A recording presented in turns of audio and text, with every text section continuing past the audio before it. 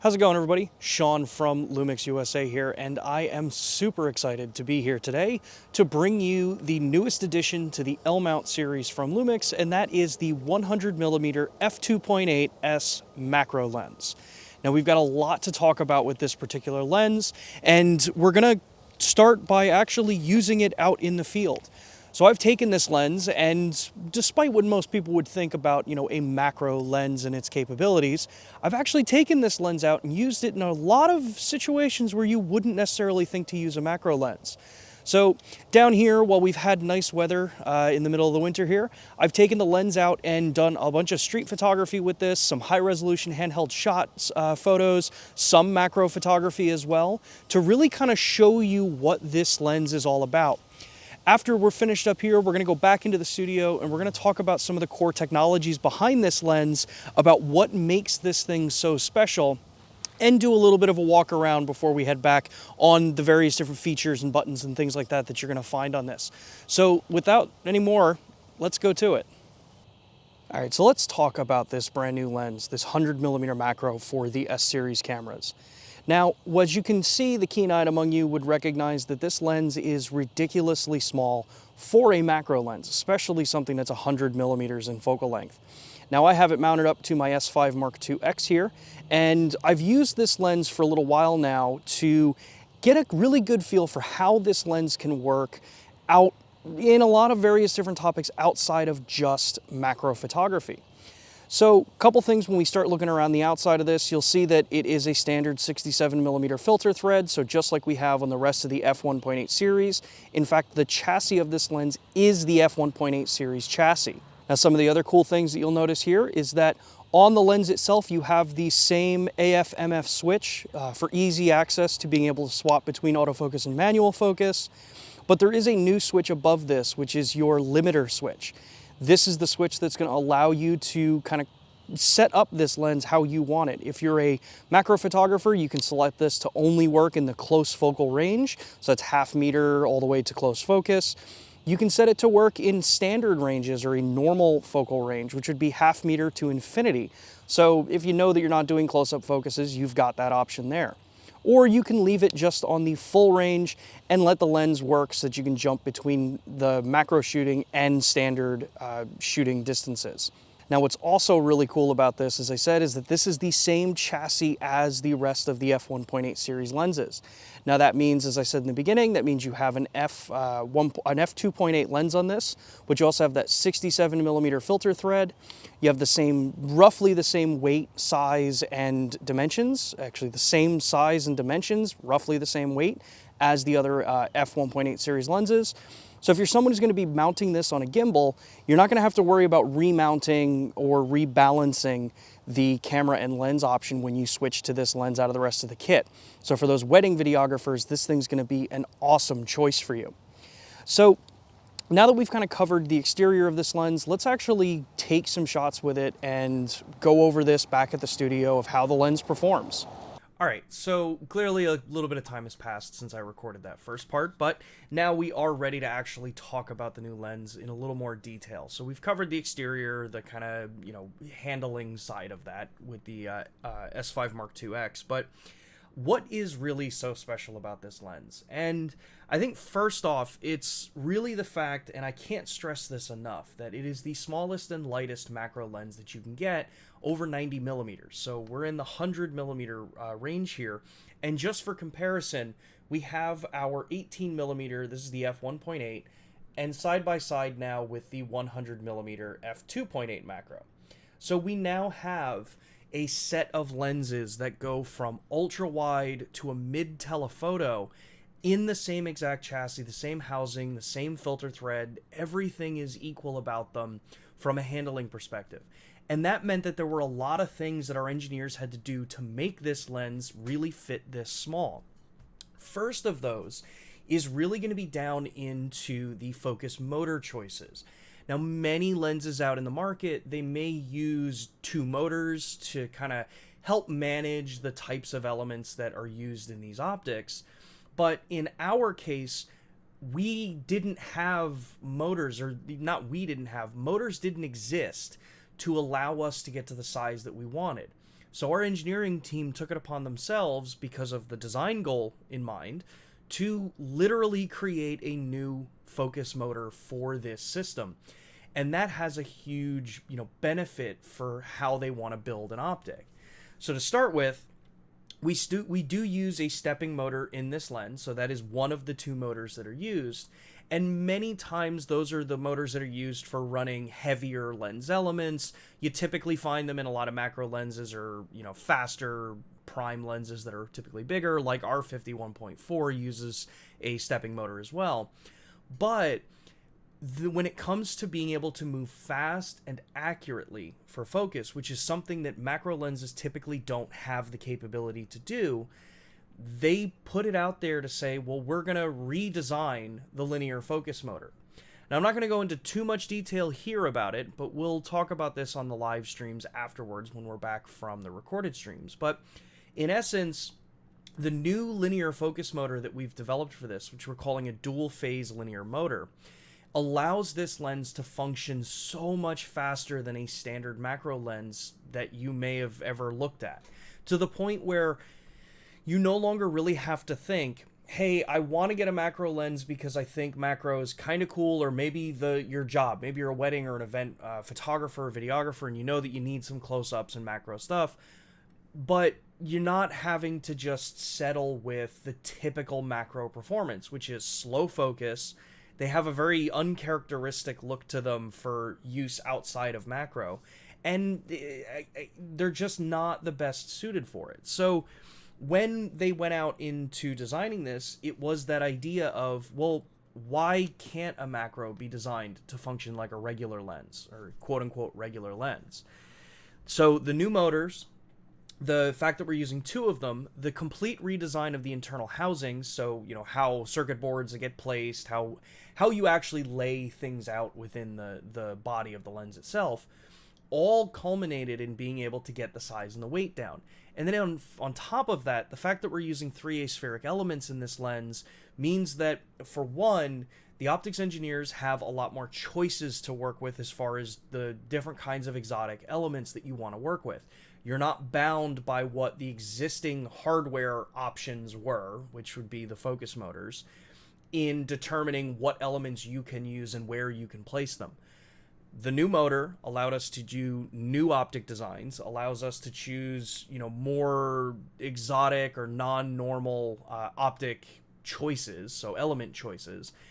And because we have the full integration of the way our system works, this lens now fully functions like a standard 100mm f2.8 lens that also happens to have one-to-one macro functionality.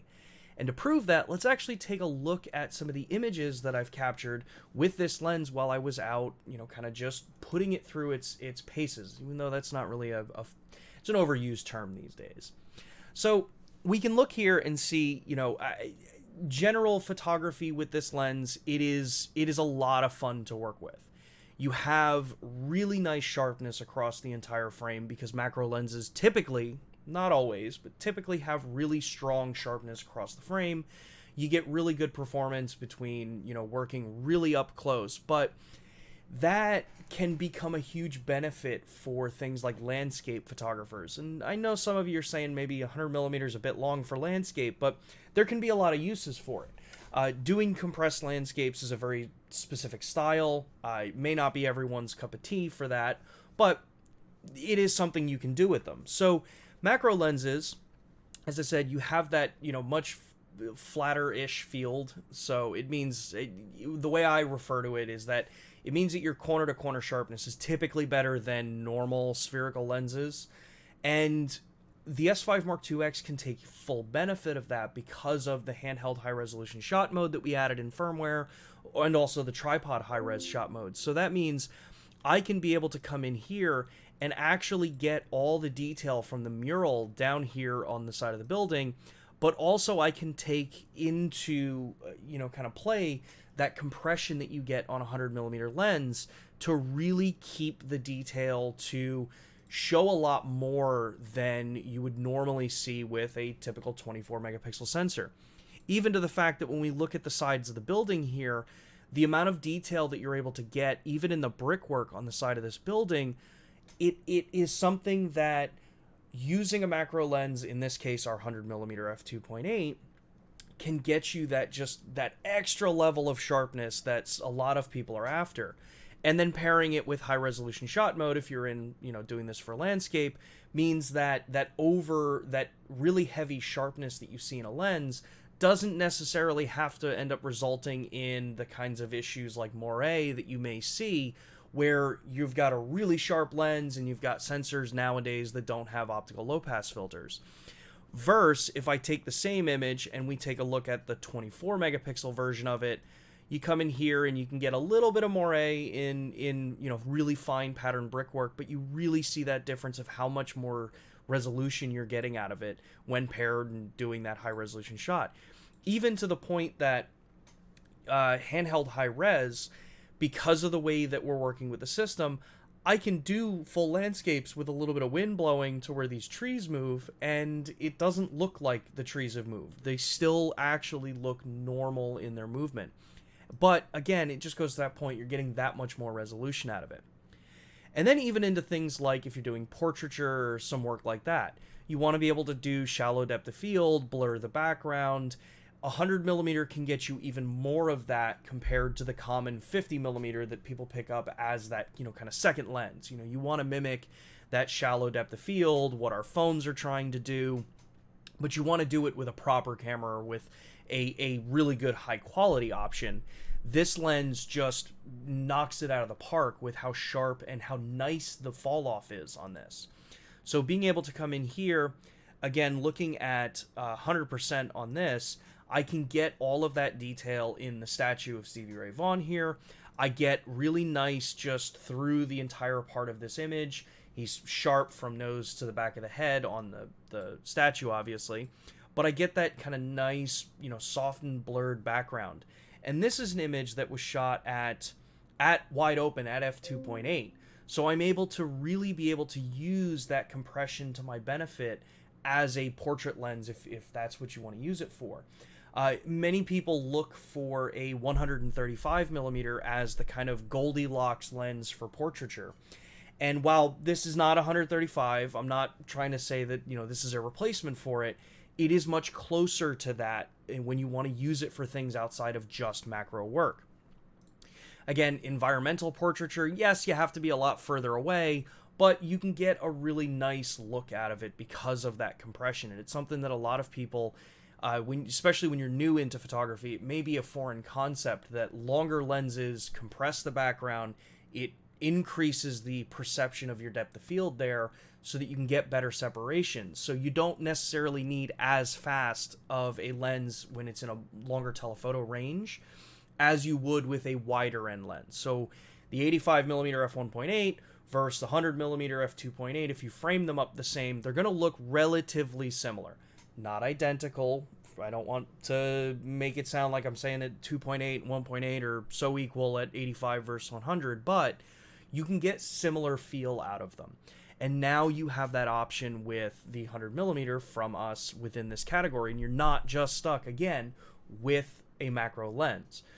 We've been a lot about choice this year, making sure that a product that comes out is able to cover a vast majority of styles of capture, whether you're a photographer, a videographer, whether you want a camera that is designed to be leaning towards photography a lot harder or leaning towards videography a lot harder. You have the choices, and that carries over into this lens as well. When we look at things like Sunstars, it's a 9-blade aperture, so you're going to get the typical 9-blade aperture, Sunstar out of this. Pretty well controlled, ghosting and flaring. Obviously, shooting directly into the sun is going to be one of the hardest things to do with it, but you do get a very, common look for the Sunstars if that's what you're going for. But then when we talk about speed, right? Macro lenses, as I said, they're typically slower. They're usually a little bit harder to use when it comes to really anything fast-paced. And this lens just changes the entire conversation with that. So even when I have this other bike, kind of running towards us, he's fully in shadow. He's just coming here. He is sharp. He's right there.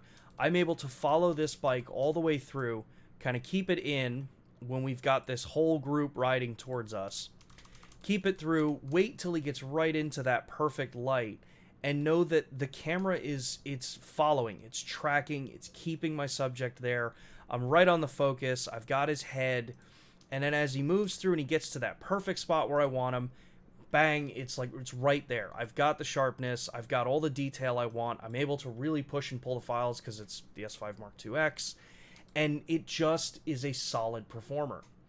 So what does it look like as far as, say, macro photography?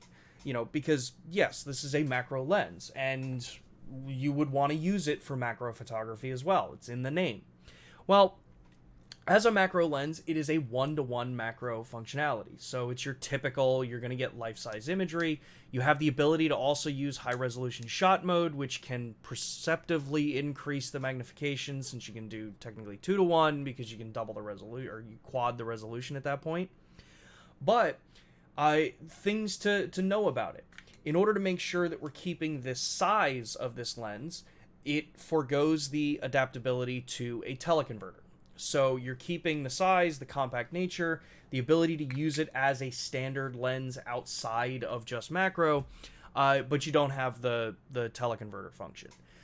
When you start working with one-to-one, this is also where you can now, because of the way we design lenses being very well controlled for focus breathing optically, not through software, but optically corrected for focus breathing, this means that you can now use things like the in-camera focus bracketing for times when you want to do focus stacking. So if you want to use a program like Helicon Focus, you want to use really anything, any way that you want to do your focus stacking, you're able to take this, capture a number of images using the focus bracketing function in the camera, throw them into a program like Helicon, which we're going to check out in a second here, and then just create those kind of otherworldly stacks for your images. So let's take a look at some of the macro images that I captured with this. Nothing special, just 2 images that we're going to take a look at. But these were captured on the S5 Mark IIX using focus bracketing and the 100mm f2.8 macro, and then stitched in Helicon. So let's take a look at that. All right, so I've got Helicon Focus open here. This is one of the programs that I've used for focus stacking in the past. It's going to be the same for pretty much anything else that you use, whether you use this or not. But I have a set of images here that I captured of my S1R that are shot with the 100mm using the focus bracketing option within the S5 Mark IIX. And this is 300 images captured. So we're going to take all 300 of those images, we're going to open them up into Helicon, and then now we're just going to use their system for the actual, kind of bracketing of these modes. So I want to take a look at this, since this has a lot of various different levels to it. This is not something that, this isn't flower or anything like that. This is a very deep stack with a lot of layers to it. I'm going to try their method C for stacking. And then we're just going to click render. And we're going to let this run through.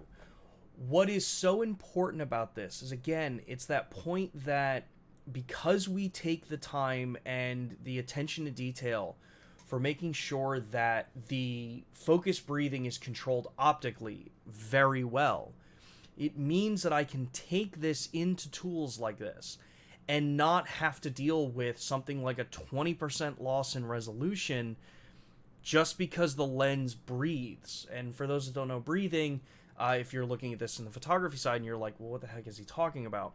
Focus breathing is when you're moving from infinity to near focus, or near focus to infinity, and as you're moving, the field of view is physically changing on your lens because of the way the elements are moving.